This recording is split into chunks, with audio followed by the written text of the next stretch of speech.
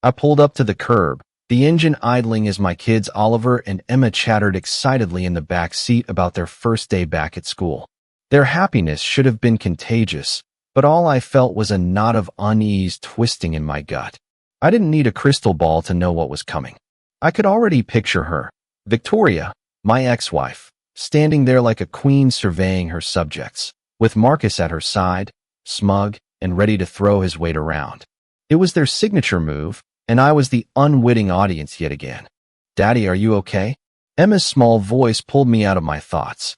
Her wide, innocent eyes stared at me from the rearview mirror, and I forced a smile. She didn't need to see my tension. "Of course, sweetheart," I said, my voice steadier than I felt. "It's your big day, remember? Let's make it awesome." I turned off the car, grabbed my bag, and stepped out, helping Oliver and Emma with their backpacks. Their excitement was contagious, a bubble of pure joy in an otherwise tense moment. I was just about to close the car door when I saw them.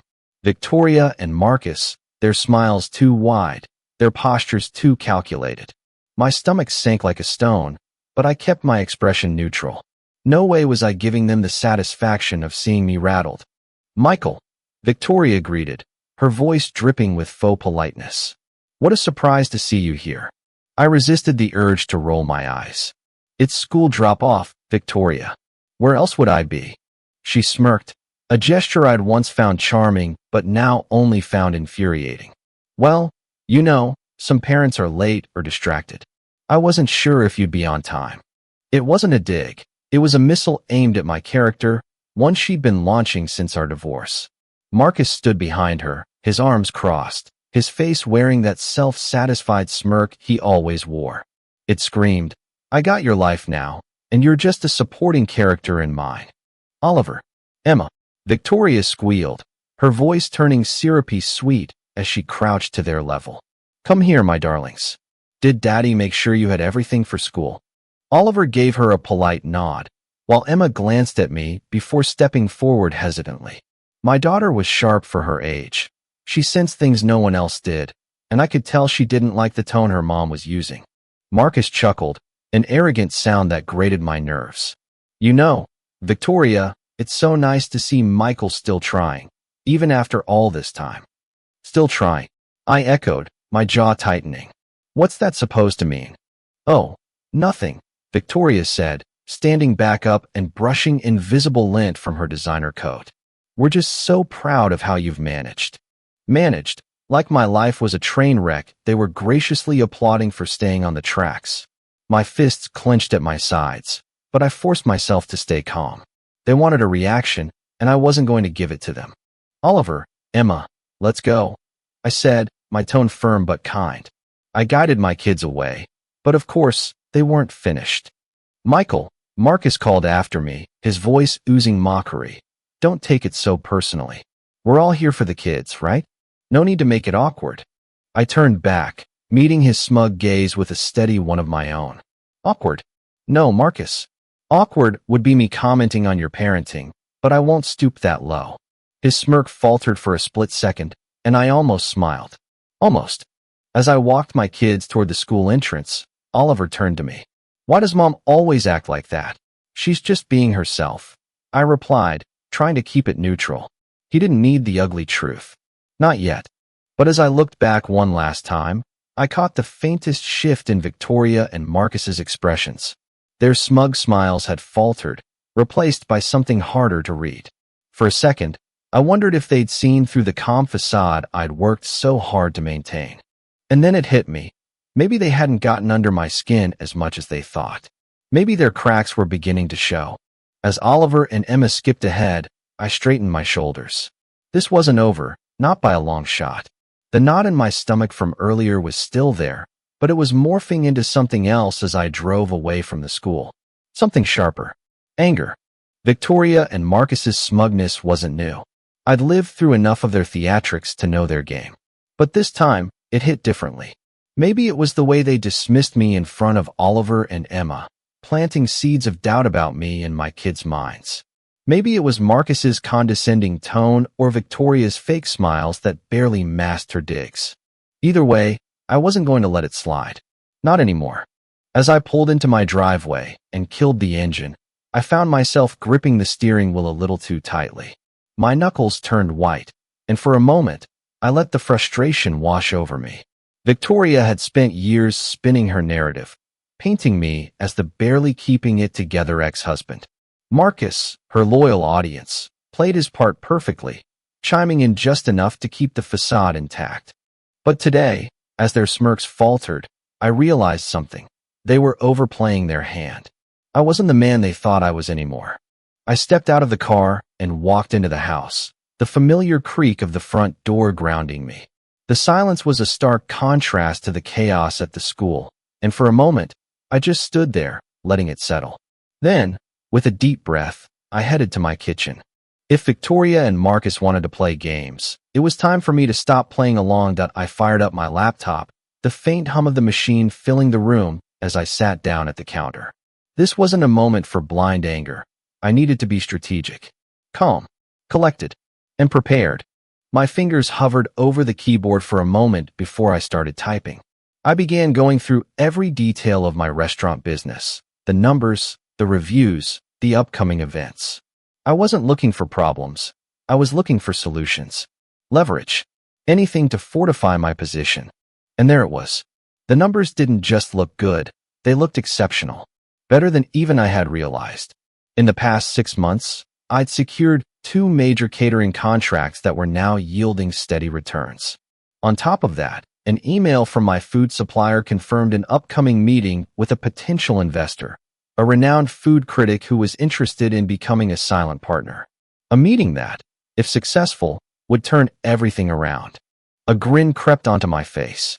Maybe Victoria and Marcus had assumed I was still struggling, clinging to the remnants of my post-divorce life. But they didn't know the full story. They didn't know that I'd been rebuilding, brick by brick, while they were busy living in their bubble of self-satisfaction. The truth was, I wasn't just surviving, I was thriving. And soon, they were going to see it for themselves. I leaned back in my chair, the pieces of a plan starting to form in my mind. The investor meeting was in 2 weeks, and if it went the way I expected, it would solidify everything. I'd not only save Harvest Table, my farm-to-table restaurant, but also position it as a contender in a highly competitive market. That wasn't just a win, it was a statement. A statement that I was far from the managed man Victoria had smugly described. A soft knock on the door broke my focus. "Daddy." Emma's voice was tentative. I turned to see her standing in the doorway, her backpack still slung over one shoulder. "Emma? What's up? Shouldn't you be at school?" She gave me a sheepish smile. "I forgot my lunch. Mommy said she packed it, but it wasn't in my bag." Of course. I walked over and crouched to her level. "No worries, sweetheart. I'll make you a new one. Let's get you back to school." As I prepared her lunch and drove her back, I thought about the incident at the drop-off line. Victoria's little oversight wasn't a surprise. It was a pattern of carelessness masked by her constant need to appear perfect. But perfection was a fragile thing, and the cracks were beginning to show. When we arrived back at school, I caught sight of Victoria and Marcus talking to another couple by the entrance. Their laughter echoed across the lot, but I saw the way Victoria's eyes darted to me as I walked Emma toward her class. She tried to cover it with a smile, but I didn't miss the flicker of discomfort. Good. Let her wonder. Let them both wonder. As I walked back to the car, I felt something I hadn't in a long time. Control. For years, Victoria had dictated the narrative, and I'd let her. But now, I wasn't just reacting to her games. I was creating my own. And this time, I wasn't playing to survive. I was playing to win. The drive back from Emma's school was calm, at least on the surface.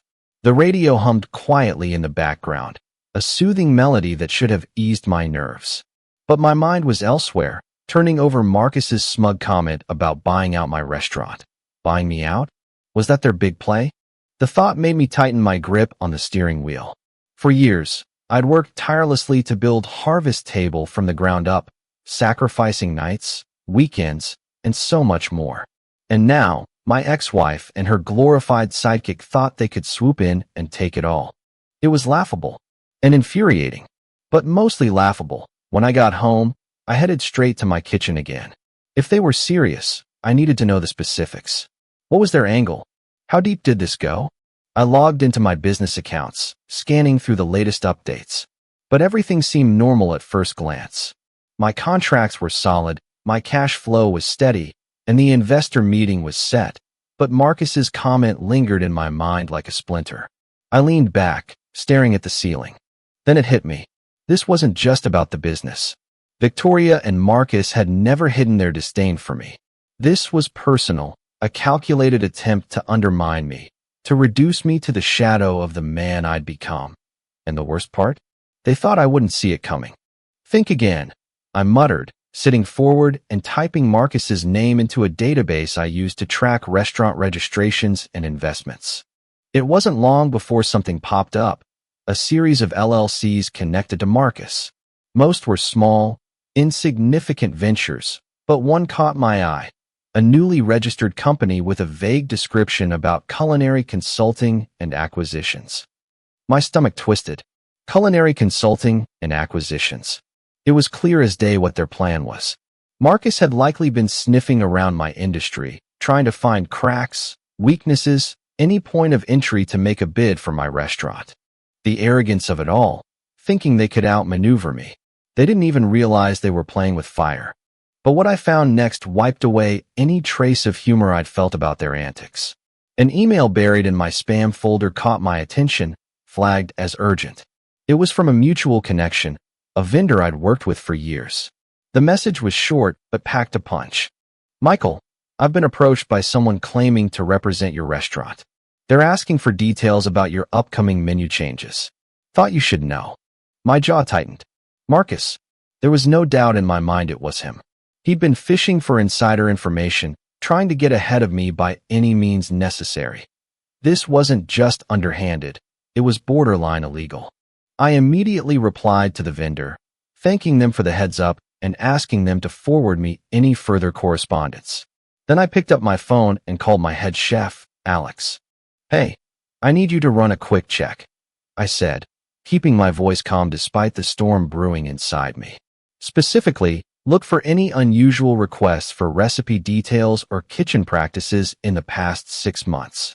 Got it, they replied. Everything okay? Not yet, I said, but it will be. The call ended, and I leaned back in my chair, rubbing my temples. That was their plan. Spread just enough misinformation to make my restaurant look vulnerable, then swoop in with an offer to save it. It was conniving, sure, but also reckless. They'd underestimated me, and I wasn't about to let them off easy. By the time James got home, I'd gathered enough evidence to confirm my suspicions. As much as I hated to admit it, Victoria and Marcus weren't just playing games. They were launching an attack. But what they didn't realize was that I'd already begun building my defenses. I explained the situation to James. His usual laid-back demeanor shifted.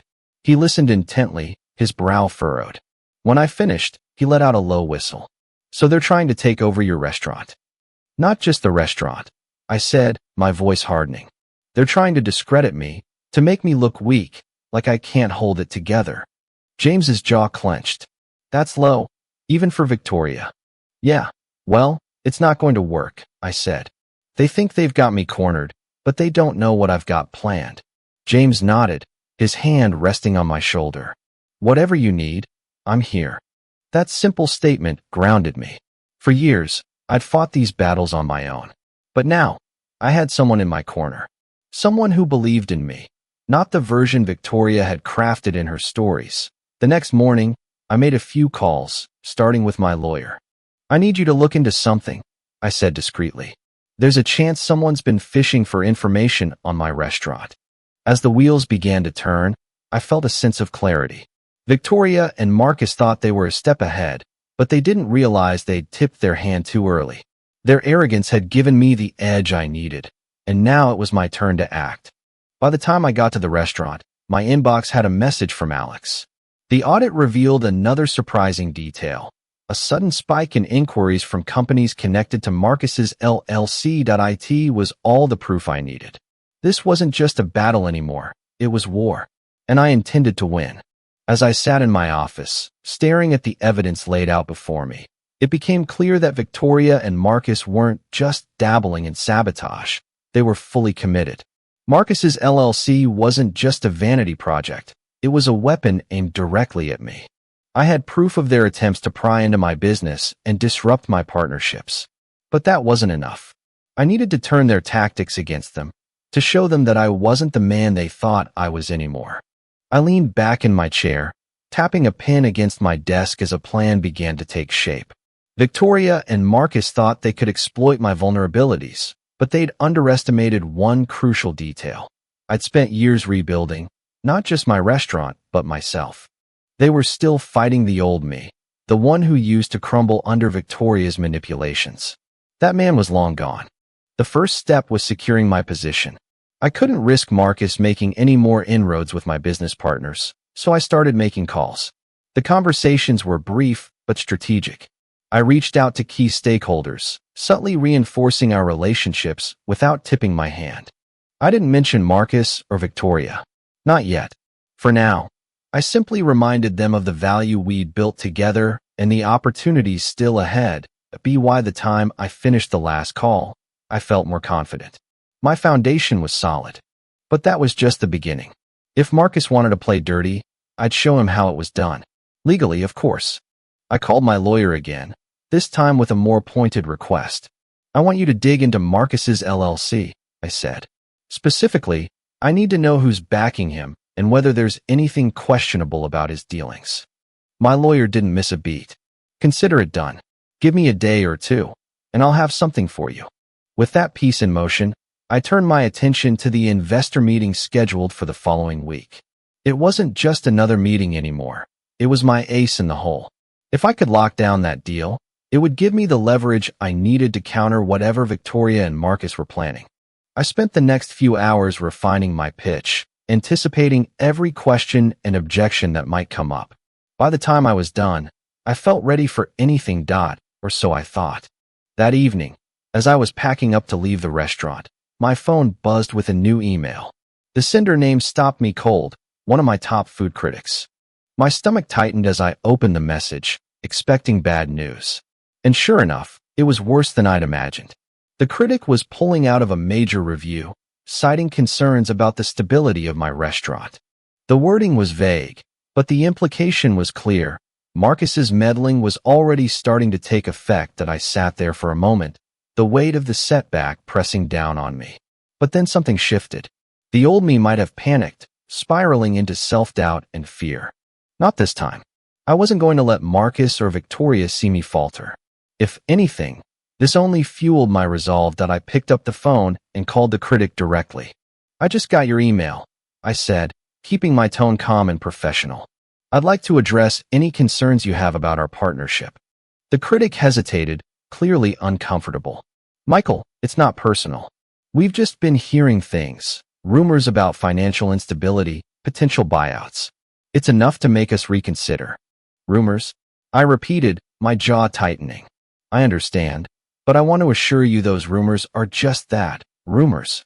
My restaurant is in a stronger position than ever, and I can provide you with any documentation you need to confirm that. The critics seemed to soften. If you can back that up, we might be willing to reconsider. I'll have everything to you by tomorrow morning. I promised. And if you have any other concerns, don't hesitate to reach out directly. Transparency is important to me. By the time the call ended, I felt a small sense of relief. The review wasn't lost. Not yet. But it was a reminder that Marcus's tactics weren't just annoying. They were dangerous. If I didn't act quickly, he could cause real damage. The next morning, my lawyer called with an update. You were right to dig into Marcus's LLC, he said. There's something interesting here. Several of his backers have questionable reputations, and at least one is involved in a pending legal dispute over a failed restaurant venture. I felt a spark of satisfaction. Anything we can use? Potentially. It's enough to raise red flags, especially if he's trying to position himself as a legitimate player in your industry. Good, I said, a plan forming in my mind. Let's compile everything. I have a feeling it's going to come in handy. As I hung up, I realized that Marcus's arrogance might be his greatest weakness. He'd overreached, assuming I wouldn't fight back. But now I had the tools to not only defend myself, but to put him on the defensive. I spent the rest of the day preparing, finalizing documents for the investor meeting, reinforcing client relationships, and working with my lawyer to build a case against Marcus's interference. By the time I went to bed that night, I felt something I hadn't in a long time: control. Victoria and Marcus had underestimated me, and soon they were going to regret it. I've always believed in staying one step ahead. It's not just a mantra, it's survival. And now, as I sat at my desk with evidence of Marcus and Victoria's schemes spread out before me, that belief was more important than ever. They'd been poking at the edges of my life, trying to find weak spots. What they didn't realize was that the harder they pushed, the stronger my resolve became. Marcus thought he could quietly infiltrate my culinary circles and unravel my reputation. Victoria thought she could stand smugly by, acting like the queen of the chessboard. But this wasn't their game anymore. It was mine. The first order of business was solidifying my relationships.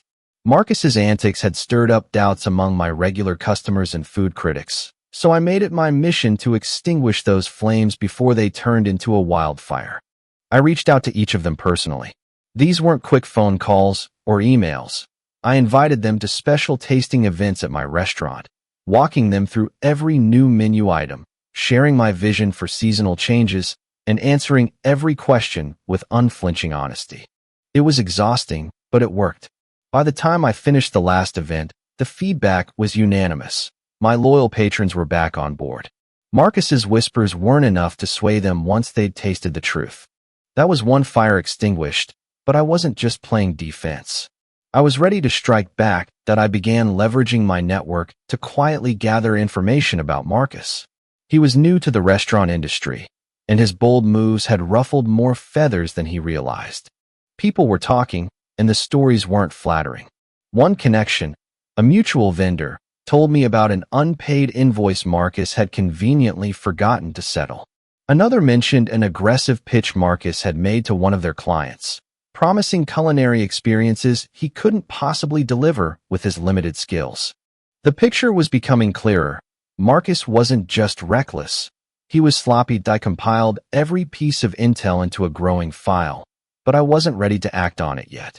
Timing was everything, and I needed to wait until I could deliver a blow that would really hurt. While I was busy shoring up my defenses, Marcus was doubling down on his efforts. The next move came in the form of an anonymous review published online. The piece was poorly written, but its intentions were clear. It painted me as a struggling restaurateur, desperate to keep my establishment afloat. It hinted at health code violations and cast doubt on my culinary abilities. I could see Marcus's fingerprints all over it. Subtlety wasn't his strong suit. Instead of reacting immediately, I forwarded the article to my lawyer. "We need to trace this," I told him. "Find out who's behind it." He chuckled darkly. "I've already got a few ideas. I'll get back to you." While my lawyer worked on that, I focused on the upcoming investor meeting. If I could secure their backing, it would be the final piece I needed to cement my position. The deal wasn't just about money. It was about sending a message to everyone watching. But as the meeting approached, I couldn't shake the feeling that Marcus wasn't finished. He was like a dog with a bone, unwilling to let go until he'd torn everything apart. That suspicion was confirmed when I received another email, this time from an old colleague. He'd been approached by Marcus, who was fishing for information about my past projects and cooking techniques. The audacity was almost impressive. Almost.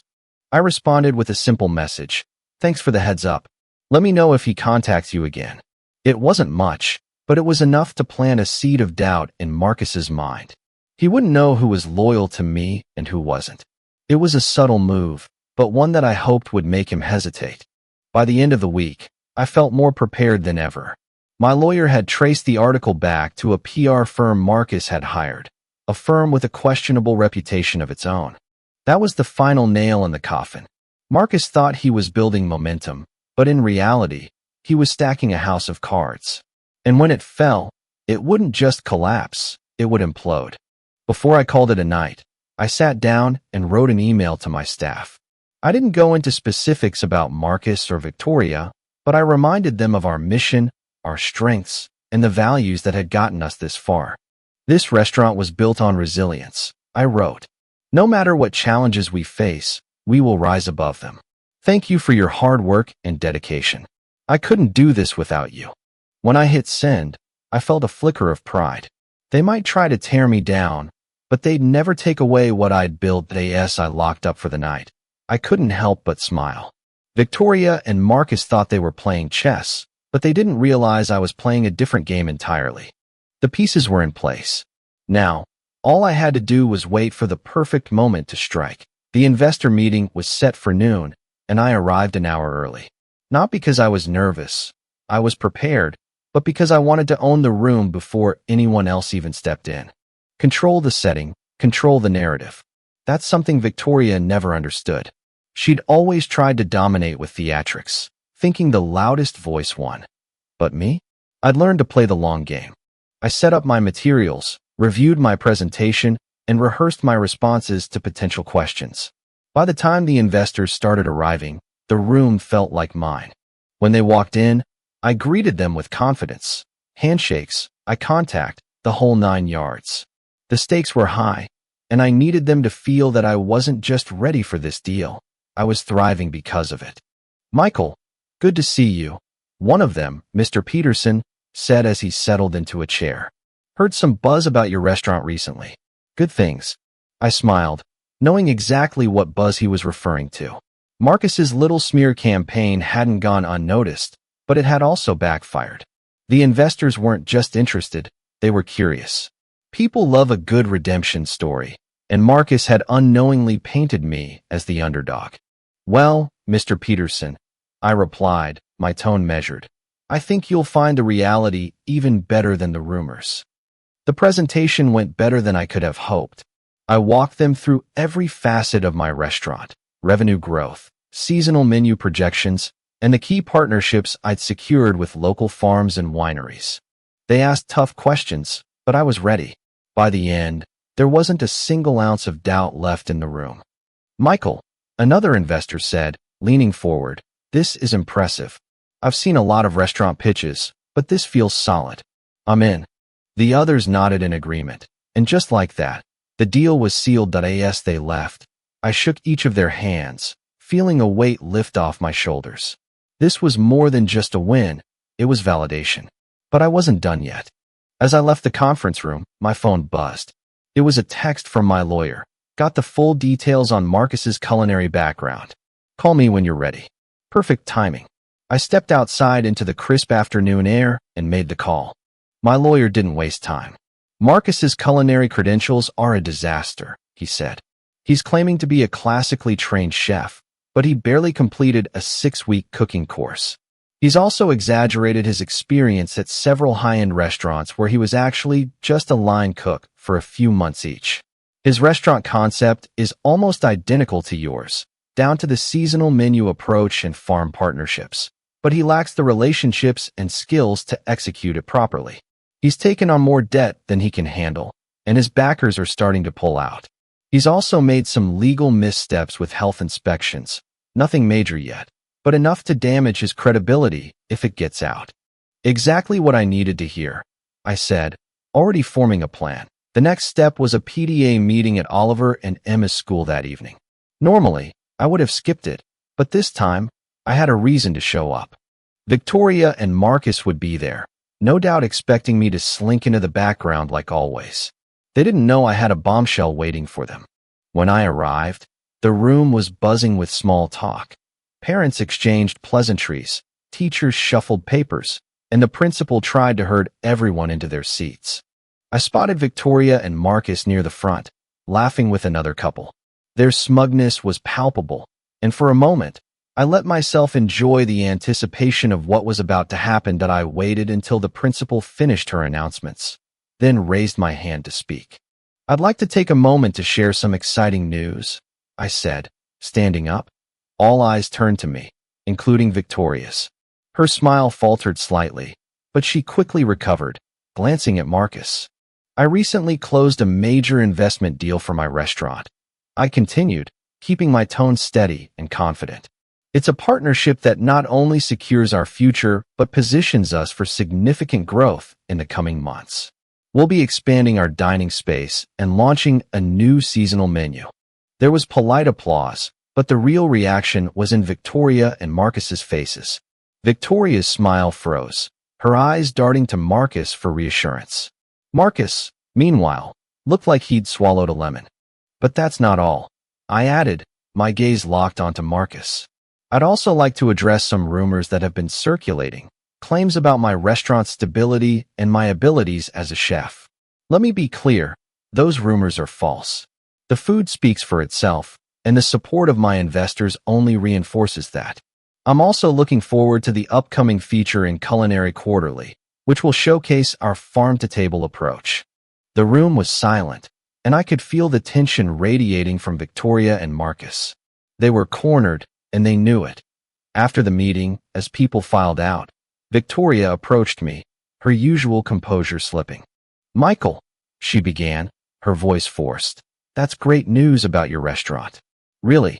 Thanks, Victoria," I said, my tone polite but firm. "It's amazing what you can achieve when you stay focused on the truth." Her smile wavered, and she stepped back. Marcus didn't even bother approaching me. He was too busy pretending to check his phone, avoiding eye contact. As I walked to my car, I couldn't help but smile. The bombshell had landed, and the fallout was only just beginning. Victoria and Marcus had played their hand, but now the tables were turning, and I wasn't done yet. By the next morning, the ripple effects of my announcement at the PDA meeting had begun to spread. Word traveled fast in our shared circles, and the buzz wasn't just about my new investor deal. It was about how I'd effectively shut down the rumors Victoria and Marcus had been trying to spread. It wasn't a win they could ignore, and I knew it wouldn't be long before they tried to counter. Sure enough, my phone buzzed just after lunch. It was a text from Victoria. "Michael, can we talk? It's important." I stared at the message for a moment, debating whether to respond. Victoria rarely initiated contact unless she had an angle, and I had no intention of playing into her hands. After a few seconds, I typed back a curt reply. "Busy. What's this about?" Her response came quickly. "Marcus mentioned something about business conflicts. I think we should clear the air before things get messy." Messy? That was rich coming from her. They were the ones who tried to sabotage me, and now she was acting like the voice of reason. Still, her sudden concern piqued my curiosity. I decided to humor her, if only to see what she was angling for. We agreed to meet later that evening at a neutral spot, a small coffee shop downtown. I arrived early, finding a corner table where I could observe the room. When Victoria walked in, she was dressed to impress as usual, her heels clicking against the tiled floor.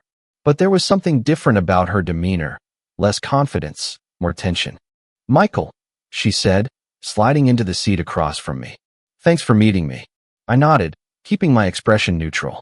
"What's this about, Victoria?" She hesitated, glancing around as if to make sure no one was listening. "Look, I know things have been tense lately. Marcus might have overstepped, and I don't want it to escalate." "Overstepped?" I repeated, my tone even. "Victoria, he didn't just overstep. He tried to undermine my restaurant, spread false rumors, and poach my suppliers. That's not overstepping, it's deliberate sabotage." Her face flushed, but she quickly composed herself. "Marcus can be impulsive. He thought he was helping us secure opportunities. It wasn't personal." "Not personal." I leaned forward, my voice steady but firm. "He used my name, my reputation, my recipes to push his agenda. It doesn't get more personal than that." Victoria fidgeted with her coffee cup, avoiding my gaze. For a moment, I thought she might actually apologize, but instead, she switched tactics. "Look, I didn't know the full extent of what he was doing. I swear. But if you're willing to let this go, I'll make sure he backs off." I almost laughed.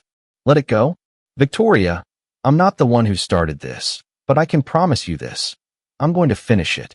Her eyes narrowed, the tension between us thickening. "What's that supposed to mean?" "It means I'm done playing defense," I said, my voice cool. "You and Marcus made a mistake thinking I'd just roll over. I've already gathered enough evidence to prove his interference, and if you keep pushing, I won't hesitate to take it public." Victoria's jaw tightened, and for the first time, I saw real fear in her eyes. "Michael, think about the kids. Do you really want to drag this out?" The kids, I said sharply, are the only reason I'm not dragging you both through the mud already. But don't mistake my restraint for weakness. The conversation ended soon after, with Victoria storming out of the coffee shop. I stayed behind for a few minutes, finishing my drink and letting the adrenaline settle. She'd come expecting to manipulate me, to talk her way out of the mess she and Marcus had created. Instead, she'd walked away empty-handed. But this wasn't just about Victoria anymore. Marcus was the real problem, and I had no intention of giving him the same courtesy. That night, I called my lawyer, Sophia. Sophia, I said, my tone resolute, it's time. I want to move forward with exposing Marcus's actions. Sophia didn't hesitate. I've already drafted the initial documents. We'll start by alerting his backers and business partners about his unethical practices. Once that's in motion, we can escalate if necessary. Perfect, I said. Let's make sure this sticks. Over the next few days, Sophia and I worked tirelessly to execute our plan. We reached out to Marcus's backers, providing them with evidence of his shady dealings and legal missteps. The response was immediate. Several of them pulled their support, citing concerns about his credibility.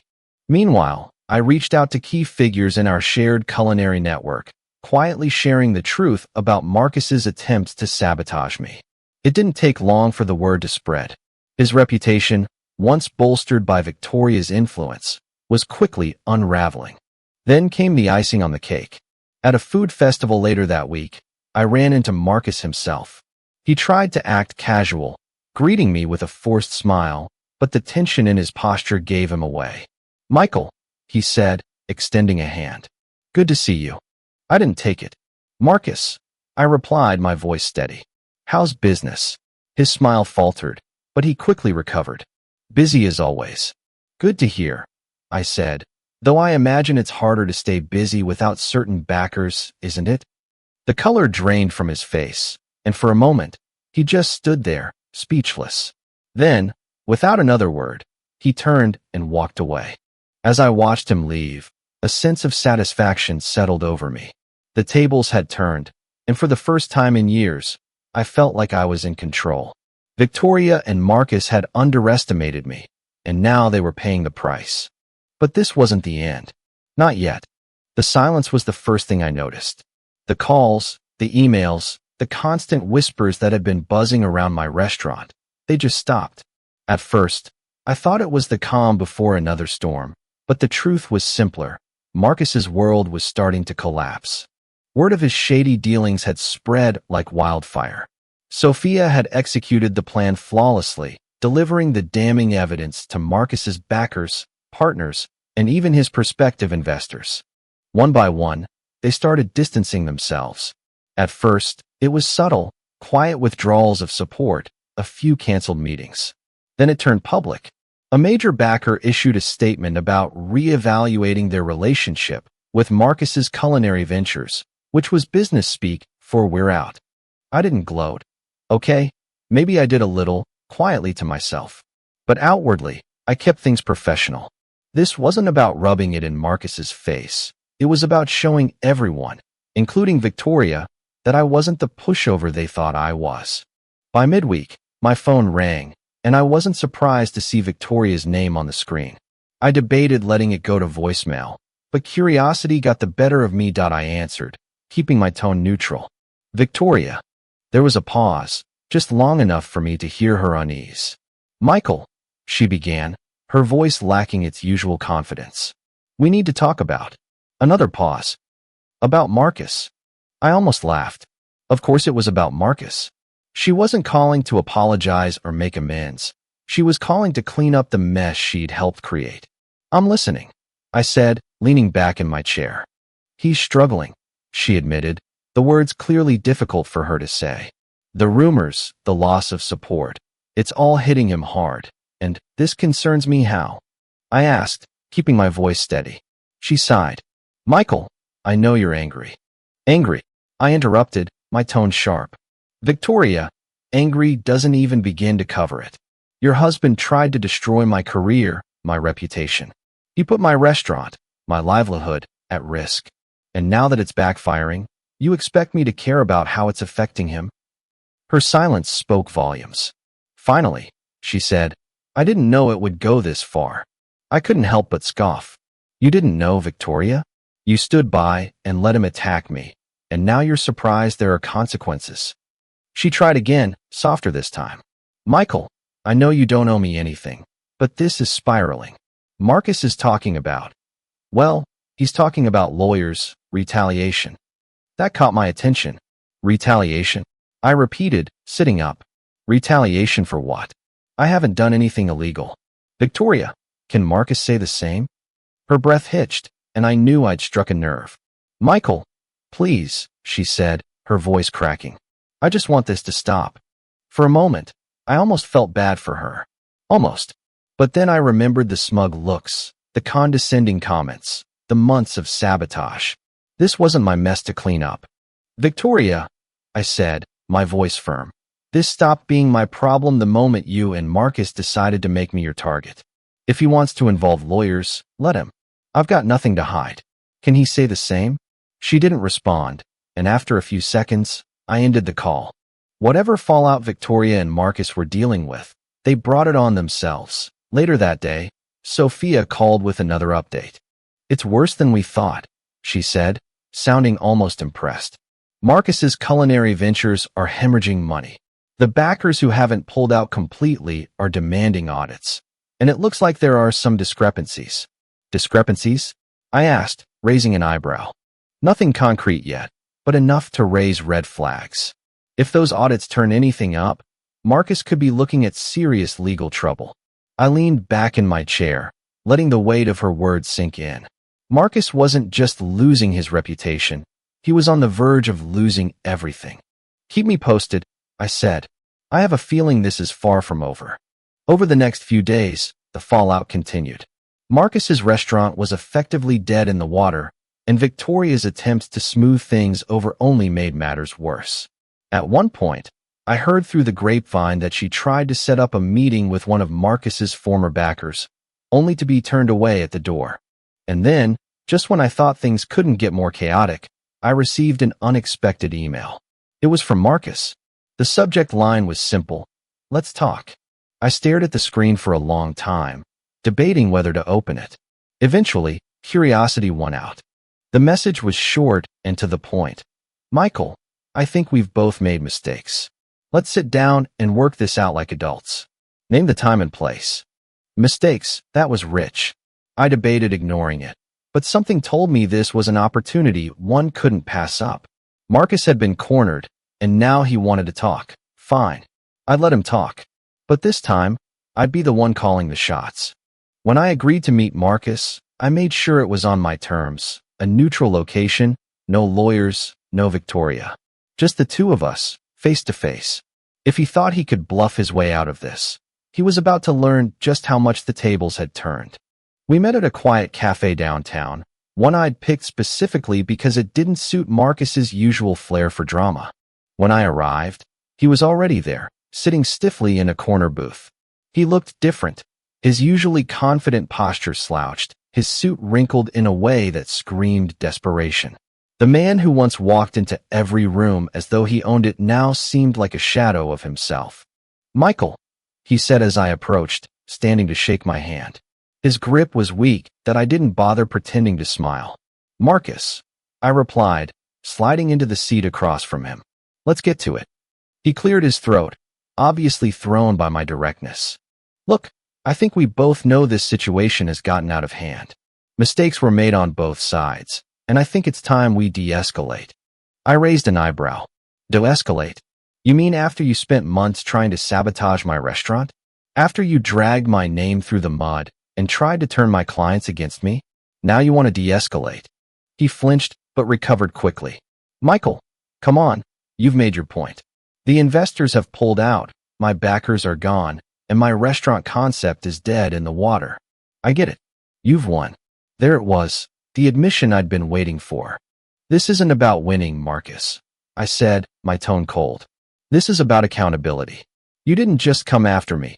You came after my livelihood, my family. You thought you could ruin me, and now you're asking for a truce?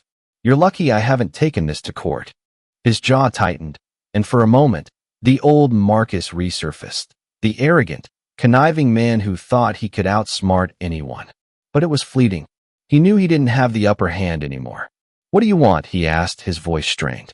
"I want you to own up to what you've done," I said. "Publicly admit to the lies, the sabotage, all of it. I want a written statement sent to every client, every backer, and every partner you've misled. And I want you to stay out of my business permanently." Marcus's face darkened, but he nodded slowly. "Fine. And one more thing," I added, leaning forward. "If you ever try to come after me again, personally or professionally, I won't just defend myself. I'll bury you." He didn't respond, just stared at me with a mix of resentment and defeat. Eventually, he nodded again. "You'll have your statement by the end of the week." "Good," I said, standing. "Then we're done here." I didn't wait for a goodbye. The fallout from Marcus's confession was swift and brutal. Once his statement went public, his remaining credibility vanished. His former backers distanced themselves completely, and word spread quickly through our industry. Victoria, who had spent years building her image as the perfect wife and business partner, suddenly found herself alone in a sinking ship. For me, it wasn't just a victory, it was closure. After years of enduring their games and manipulation, I was finally free to focus on my kids, my restaurant, and the life I'd worked so hard to rebuild. Oliver and Emma were the ones who noticed the change first. They didn't fully understand what had happened, but they could sense the difference in me. The tension I'd carried for so long was gone, replaced by a calm certainty that things were finally as they should be. One evening, as we sat around the dinner table, Emma looked up at me and asked, "Daddy, why are you smiling so much these days?" I laughed, ruffling her hair. "Because things are finally good, sweetheart. And they're only going to get better." James, sitting across from me, raised his glass in a silent toast. His unwavering support had been my anchor through all of this, and I couldn't have done it without him. That he smiled at me, his eyes filled with pride. "You did it, Michael. You took back your life." "Not just mine," I said, glancing at Oliver and Emma. "Ours." In the days that followed, life began to settle into a new normal. My restaurant thrived, my relationship with James strengthened, and the shadow of Victoria and Marcus slowly faded into the background. They'd underestimated me, but more importantly, they'd underestimated what I was fighting for: my family, my integrity, my future. On a quiet Saturday afternoon, as I watched Oliver and Emma play in the backyard, I realized something profound. Winning wasn't just about defeating them. It was about reclaiming my peace, my purpose, and my pride. And I had done exactly that. Harvest Table wasn't just surviving, it was flourishing. The new seasonal menu was a hit, the expanded dining space was booked weeks in advance, and the feature in Culinary Quarterly had brought in a wave of new patrons eager to experience my farm-to-table vision. But the sweetest victory wasn't in the success of the restaurant or the downfall of Marcus and Victoria. It was in the quiet moments, helping Oliver with his homework, teaching Emma how to make her favorite pasta from scratch, sharing a glass of wine with James on the porch as the sun set. Those were the moments I had fought for, the pieces of my life that no one could take away. As for Victoria and Marcus, I heard they'd moved to another city, starting over where their reputation hadn't preceded them. Part of me hoped they'd learned something from all this, but I wasn't holding my breath. What mattered was that I had learned something about myself, about resilience, about the power of standing your ground when it would be easier to back down. The next time I dropped Oliver and Emma off at school, there were no knots in my stomach, no anticipation of confrontation. Just a simple, ordinary moment in a life that was, finally, extraordinarily mine.